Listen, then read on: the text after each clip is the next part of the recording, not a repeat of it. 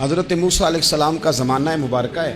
ایک شخص نے اپنے کزن کو، اپنے چچا کے بیٹے کو، چچا زاد کو قتل کر دیا اور خود ہی اس کا مدعی بن کے حضرت موسیٰ کے پاس آیا کہ بتائیے جناب میرے اس بھائی کو کس نے قتل کیا ہے؟ حضرت موسیٰ نے ایک سادی سی بات کی، کیا فرمایا؟ وَإِذْ قَالَ مُوسَىٰ لِقَوْمِهِ إِنَّ اللَّهَ يَأْمُرُكُمْ أَن تَذْبَحُوا بَقَرَةً۔ حضرت موسیٰ علیہ السلام نے اپنی قوم سے کہا کہ اللہ تمہیں حکم دیتا ہے کہ ایک گائے ذبح کرو، گائے کا کچھ حصہ مقتول کو مارو، وہ خود اٹھ کے بتا دے گا مجھے کس نے قتل کیا ہے۔ یہ پہلا سپارہ ہے قرآن مجید کا، آپ اس کو دیکھ لیں، یہ آیت نمبر 67 سے شروع ہو رہا ہے۔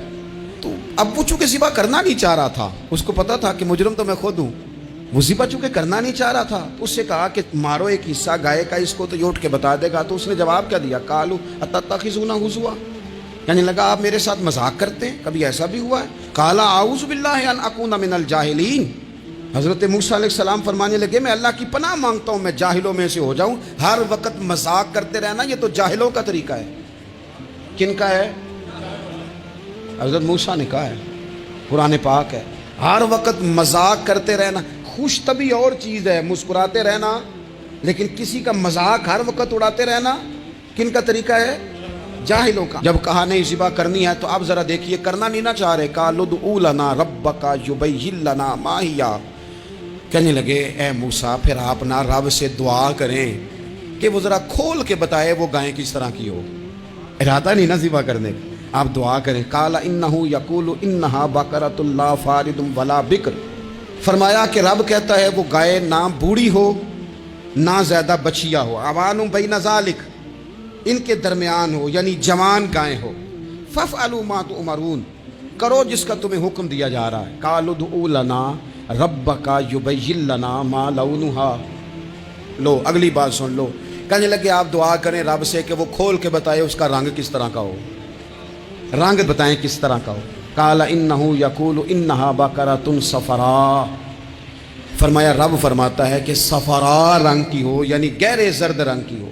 کہ رب فرماتا ہے اس طرح کی گائے ذبح کرو، فاقع لونھا تسر الناظرین، اور جب کوئی اسے دیکھے تو اسے اچھا بھی لگے، آنکھوں کو اچھی لگے وہ گائے، اس طرح کی گائیں ذبح کرو۔ لو اتنی باتیں بتا دی۔ قالوا ادع لنا ربک یبین لنا ما ہی، کہنے لگے نہیں آپ پھر دعا کریں اللہ ذرا کھول کے بتائے گائیں کس طرح کی ہو۔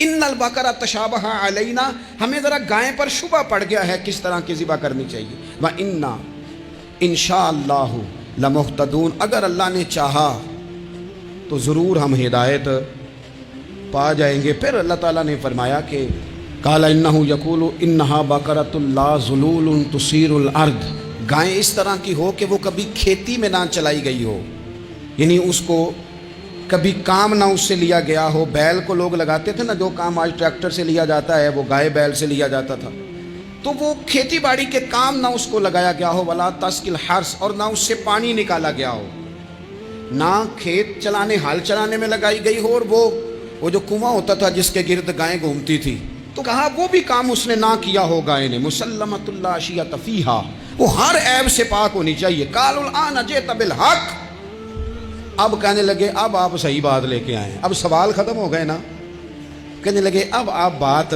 فذبحوہا، انہوں نے ذبح کر دی۔ وما کادوا یفعلون، پر ایسا کرتے نظر آتے، لگتا نہیں تھا کریں گے ذبح پر ذبح۔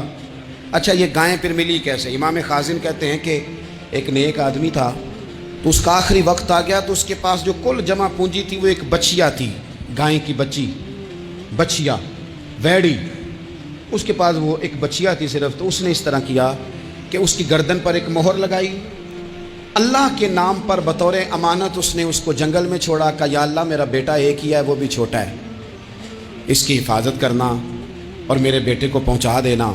بچہ بالغ ہو گیا، اس کی ماں نے کہا بیٹا جو امانتیں رب کے پاس رکھوائی جائیں نا ان میں خیانتیں نہیں ہوا کرتی، جا کے جنگل میں آواز دے تیری گائے واپس آ جائے گی۔ اس نے جا کے جنگل میں آواز دی کہ وہ جو میرے باپ نے امانت رکھوائی تھی وہ کدھر ہے؟ وہ نشان لگی ہوئی گائیں دوڑتی ہوئی اس کے پاس آئی۔ واللہ خیر الرازقین، جب رب بندوبست کرے، جب اللہ بندوبست کرے تو پھر معاملہ اور ہوتا ہے۔ وہ گائے آ گئی، اب اس نے کیا کیا اس نوجوان نے کہ وہ گائے گھر لایا، ماں سے آ کے کہا کہ اماں یہ تو اللہ نے فضل کر دیا۔ ماں کہنے لگی پتر حالات ہمارے خراب ہیں، منڈی میں لے جا اسے بیچ دے، لیکن سودا میری مرضی کے بغیر طے نہ کرنا۔ کس کی مرضی کے بغیر؟ کس کی؟ اماں کی مرضی۔ اور سنو یار، تھے کچھ لوگ جن کو لوگوں نے تانے بھی دیے کہ تم ماں کے پیچھے لگ گیا ہے، لوگوں نے بڑا کچھ کہا، پر جو ماں کی مرضی پہ لگیں ناکام نہیں ہوتے زندگی میں۔ یہ دیکھو ماں کی مرضی پہ لگا، اس کی قیمت کتنی تھی گائے کی؟ بڑی مہنگی تھی، پر 3 دینار کی تھی۔ منڈی میں لے گیا، 3 دینار اس کی قیمت لگ گئی۔ تو ماں نے کہا تھا میری مرضی کے بغیر سودا نہ کرنا۔ اب بچے تو نہیں نہ مانتے، اماں کو کیا پتا باہر بزنس کیا ہے، لین دین کیا ہے، پر ماں نے کہا تھا میری مرضی۔ بندہ دے رہا ہے اسے 3 دینار، اس نے کہا جی میں نے طے تب کرنا ہے، ڈن تب کرنا ہے، پہلے اماں سے پوچھنا ہے۔ گھر جا کے اماں سے پوچھا، اماں کہنے لگی دے دے۔ واپس آیا تو اس نے کہا کہ میں 6 دینار دیتا ہوں، پر میری شرط ہے ماں سے نہیں پوچھنا۔ اس نے کہا تو 12 بھی دے، ڈن تب بھی ہونا ہے جب اماں نے کہنا ہے۔ وہ جب اس طرح کی اس نے گفتگو کی، واپس اپنی والدہ کے پاس گئے، کہنے لگے اماں سمجھ نہیں آتی، 3 دینار کی گائیں بندہ 12 میں خریدنے کو تیار ہے، شرط لگاتا ہے کہ اماں سے نہیں پوچھنا۔ تو والدہ کہنے لگی پتر پہلے اس سے جا کے پوچھ کیا وہ ہے کون؟ یہ کوئی روحانی معاملہ ہے، کوئی غیبی مدد ہے، پوچھ۔ اس سے جا کے پوچھا تو وہ کہنے لگا میں تو فرشتہ ہوں اللہ کا، تو نے گائیں بیچنی نہیں، اس لیے کہ تیرا باپ بھی نیک ہے، تیری ماں بھی نیک ہے، رب تیرے رزق میں برکت پیدا فرمانا چاہتا ہے۔ ماں باپ نیک ہونا رزق میں برکت ہو جاتی ہے۔ ماں باپ نیک ہوں، ان کی صالحیت کا اثر پہنچتا ہے بچوں تک۔ رزق حلال کما کے لانے والے ہوں تو گھر میں برکت ہوتی ہے۔ جا کے کہا کہ تیرے ماں باپ نیک تھے، اسے نہ بیچنا گائے کو، تو کیا کریں؟ کہنے لگے بنی اسرائیل والے سوال کر کر کے خود مشکل میں آ گئے۔ اب وہ ایسی گائے جو جوان بھی ہو، یہاں تو ہر غریب آدمی اپنی گائیں یہاں لگا دیتا ہے، کھیتی باڑی میں یہاں لگا دیتا ہے، کنویں میں پانی نکالنے میں، تو یہاں تو ہر ایک کی گائیں۔ تو ایسی گائیں جس کا رنگ بھی اتنا پیارا ہو، زیادہ بوڑھی زیادہ بچی بھی نہ ہو، اور ابھی تک کھیت میں بھی نہ لگی ہو، وہ سوائے تیرے کہیں نہیں ہے۔ اس نے کہا چل پھر مہربانی کر بتا میں کتنے کو دوں گائیں، اگر وہ آ جائیں تو کتنے کو بیچنی ہے؟ اسے کہنا کوئی نہیں، ریٹ تو زیادہ کرنا ہی نہیں۔ ان سے کہنا گائے کے اندر سے گوشت نکال دیں اور جتنا گوشت ہے اتنے پیسے بھر دیں، اس کی کھلڑی بھر دیں۔ اب وہ بنی اسرائیل والے ڈھونڈتے پہنچ گئے، کہا جناب گائیں 3 دینار کی 6 لے لو۔ اس نے کہا نا بھائی، ذبح کروں گا، گوشت نکالوں گا، جتنا وزن گوشت کا اتنے پیسے بھرو گے، کھال میں تو پھر گائے تمہیں ملے گی۔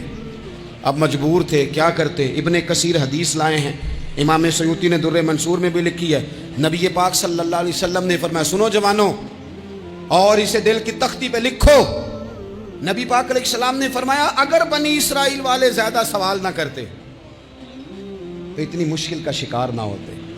انہوں نے سوال اتنے کیے کہ چارہ نہیں ہے اب ان کے لیے، چارہ نہیں ہے اب ان کے لیے کہ یہ ادھر ادھر جا سکے، مجبوری بن گئی ہے، یہی گائے خریدنی ہے، یہی لے جانی ہے۔ اب اتنا سارا مال جمع کر کے وہ گائے خریدی، ذبح کی، تو مقتول کو جب اس کا ایک حصہ مارا تو اس نے اٹھ کے کہہ دیا یہ جو مدعی بنا ہوا ہے نا، یہی تو میرا قاتل ہے، یہی تو میرا قاتل ہے، یہی تو ہے، اس نے یہ سارا کام کیا ہے۔